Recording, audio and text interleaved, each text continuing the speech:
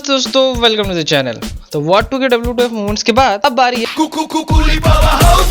Movie की WTF movement से बात करने की। तो चलो फिर वीडियो को स्टार्ट करते हैं। तो सबसे पहले ही WTF मूवमेंट आता है देवा का दारू पीने का रीजन। मूवी के स्टार्टिंग में हमको इतना ज्यादा हाइप कर दिया जाता है कि देवा के लिए दारू एकदम हराम है। उसने पिछले 30 साल से दारू नहीं पी है और वो किसी को पीने भी नहीं देता। क्यों भाई, खुद नहीं पी रहा है, कम से कम दूसरों को तो पीने दे। उनकी खुशी क्यों छीन रहा है? और नहीं पीने दे रहा है ठीक है, पर उसके पीछे कोई स्ट्रॉन्ग रीजन तो होगा। मतलब कि पास्ट में देवा के साथ कुछ ऐसा हुआ होगा दारू के चक्कर में जिससे कि उसकी पूरी दुनिया हिल गई और तब जाके उसने दारू पीना छोड़ दिया है। अब तक उसने दारू को हाथ नहीं लगाया। पर भाई हमें पता है क्या चलता है कि उसके दोस्त ने बस एक बार, ठीक है, बस एक बार दारू पीने से मना किया और उसने हमेशा हमेशा के लिए छोड़ दी। नहीं मतलब दोस्ती हो तो ऐसी, साला दारू छुड़वा दे रही है। Next, power house. राजशेखर मरने से पहले वो दयाल के कान में पावर हाउस बोलता है, जिससे कि हमको ये लगता है कि शायद पावर हाउस बहुत ही बड़ी चीज होगी कोई, या फिर कुछ ऐसा होगा जिसको देख के मजा ही आ जाएगा। कुछ तो मतलब बॉन्कर चीज होगी पावर हाउस, कुछ ऐसी चीज जिसके पीछे काफी बड़ा राज या फिर कहानी छुपी होगी। पर भाई पावर हाउस क्या थी? दारू की बोतल। इसकी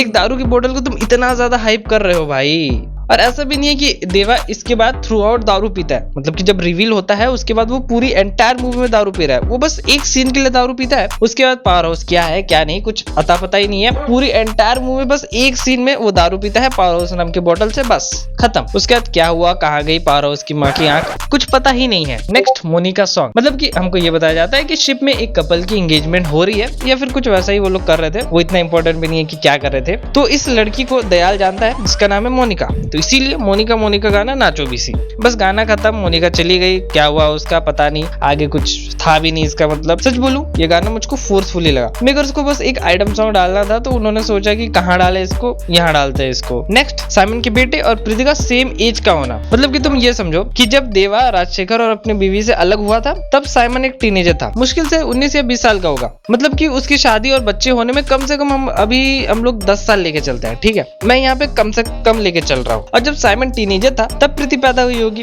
क्योंकि उसके बाद ही देवा उनको छोड़ के गया था, इसीलिए उसको पता नहीं था कि उसकी कोई बेटी भी है। तो उस टाइम पे प्रीति नहीं भी तो 1 साल मान के चलते हैं कि उसकी उम्र हो रही होगी। तो अगर हम लोग प्रीति की एज उस टाइम पे 1 साल भी लेके चले तो भी प्रीति की एज और साइमन की बेटी की एज में कम से कम 10 साल का गैप तो होना चाहिए। पर दोनों की एज तो सेम है, कैसे भाई? लोकेश भाई ये क्या कर रहे हो आप? नेक्स्ट, देवा को जो पीछे से कुल्हाड़ी लगती है, बात को समझो यहाँ पे, ठीक है। नॉर्मल चक्कू वक्कू नहीं लगी है, कुल्हाड़ी लगी है। पर कुल्हाड़ी लगने के बाद भी वो आइस से खड़ा हो जाता है कि कोई छोटे मोटे मच्छर ने काटा हो बस। भाई जिस उम्र में देवा को हम लोग को मूवी में दिखाया गया है, वो अगर जोर से छींक भी देना तो भाई आगे के 2 दांत बाहर आने के चांसेस है। और यहाँ पे कुल्हाड़ी लगने के बाद भी देवा के शर्ट पे खून की बूंद नहीं है और प्लस शर्ट फटी भी नहीं है। नेक्स्ट, लास्ट में देवा साइमन को अपने जवानी के किस्से सुनाता है कि कैसे वो और उसके साथी कुलीस वहां से अपनी जान बचा के आए थे। लेकिन यहाँ पे सिर्फ कहानी बताने से अच्छा अगर हम लोग को कुछ सीन्स दिखा दिए जाते वहाँ के कि उन्होंने वो सब कांड या फिर काम कैसे किए तो ज्यादा मजा आता। डीएच तो यहाँ पे इन्होंने रजनी सर को कर ही दिया था, पर यहाँ पे बस ये लोग मोनोलॉग से काम चला लेते हैं। नेक्स्ट, दयाल का इन्फॉर्मर निकलना। ये एक सरप्राइजिंग एलिमेंट की तरह आया था मूवी में। दयाल के इंट्रोडक्शन से हमको लगा हुआ था कि भाई ये एक प्योर इविल कैरेक्टर है, जो कि वो है भी। पर मतलब यहाँ पे ये है कि वो साइमन के साइड से है,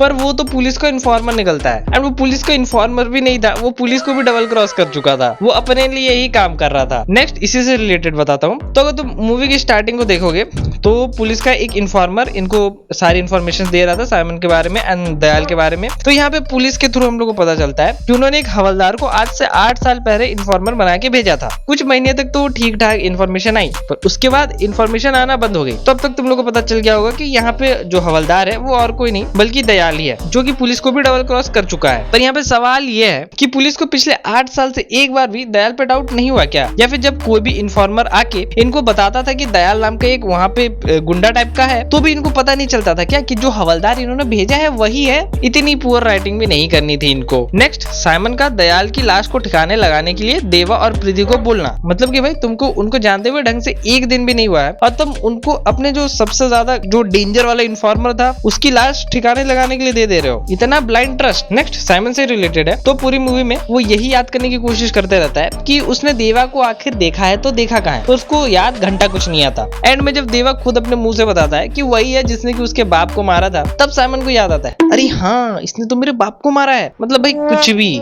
सामने वाले ने तेरे बाप को मारा तो मतलब उसका चेहरा ही भूल गया। और ऐसा भी नहीं था कि साइमन ने अपने बाप को बचपन में मरते हुए देखा था इसीलिए उसको कुछ याद नहीं था। नहीं, उस टाइम पे उसकी अच्छी खासी उम्र थी, लेकिन फिर भी उसको घंटा कुछ नहीं याद है। नेक्स्ट दयाल की बीवी कल्याणी, तो ये ट्विस्ट अच्छा था, ठीक है। तो यहाँ पे हम लोग को पता चलता है कि जो साइमन का बेटा है और जो उसकी लवर है वो और कोई नहीं बल्कि दयाल की बीवी है, और दोनों मिले हुए हैं। एंड कल्याणी के बाद छिड़ी दी है। तो यहाँ पे ये भी सवाल उठता है कि कल्याणी का सच सामने आने के बाद उसको देवा ने क्रिमिनेशन वाले चेयर पे बैठा दिया था, पर वो वहां से जैसे तैसे विक्टिम कार्ड खेल के निकल जाती है और राजशेखर के दोस्त को उसमें बैठा के उसको मार डालती है। पर सवाल ये है कि उसको वो चेयर चलाने आई कैसे, क्योंकि मूवी में हमको खुद बताया गया है कि उस चेयर को या तो राजशेखर चला सकता था या फिर उसकी बेटी प्रीति, और जो उसका दोस्त था वो तो मर गया अभी, ठीक है। तो यहाँ पे कल्याणी ने मशीन को चलाना सीखा कैसे, और उसको पहले से मशीन चलाने आती थी, तो दयाल ने उसी से मशीन क्यों नहीं चलवा ली। नेक्स्ट सेम जैसे कल्याणी को मशीन चलाने कैसे आई वो हमको मूवी में नहीं बताया गया है, वैसे ही जब दयाल प्रीति को किडनैप करके ले जा रहा था तो वो उससे ट्रेन चलवाता है, पर हमको कभी बताया ही नहीं है कि प्रीति को ट्रेन चलानी आती है या फिर उसने ट्रेन चलाना सीखा कैसे। वो डॉक्टर की पढ़ाई कर रही थी, फिर लोकोमोटिव में कहां से आ गई।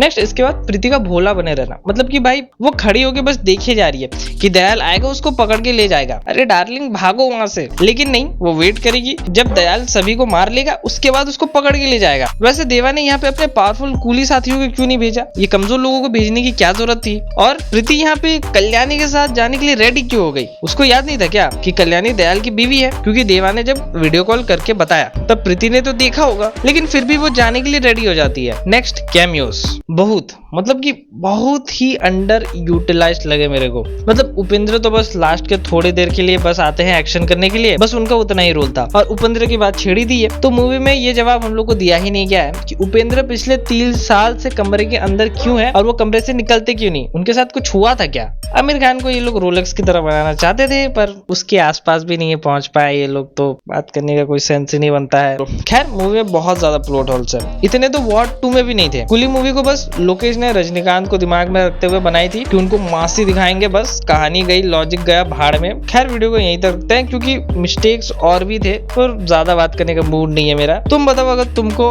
वीडियो में जितने मिस्टेक्स बताए गए हैं उनके अलावा भी और ज्यादा मिस्टेक्स दिखे तो कमेंट सेक्शन में जरूर बताना। बाकी अगर तुमको वॉर 2 के WWF मूवमेंट्स देखने हैं तो लेफ्ट वाली वीडियो पे क्लिक करो, और कुछ नया देखना है तो राइट वाली वीडियो पे क्लिक कर लो। मैं मिलता हूँ तुम लोगों से किसी और दिन किसी और वीडियो में। Till then love you all, bye bye.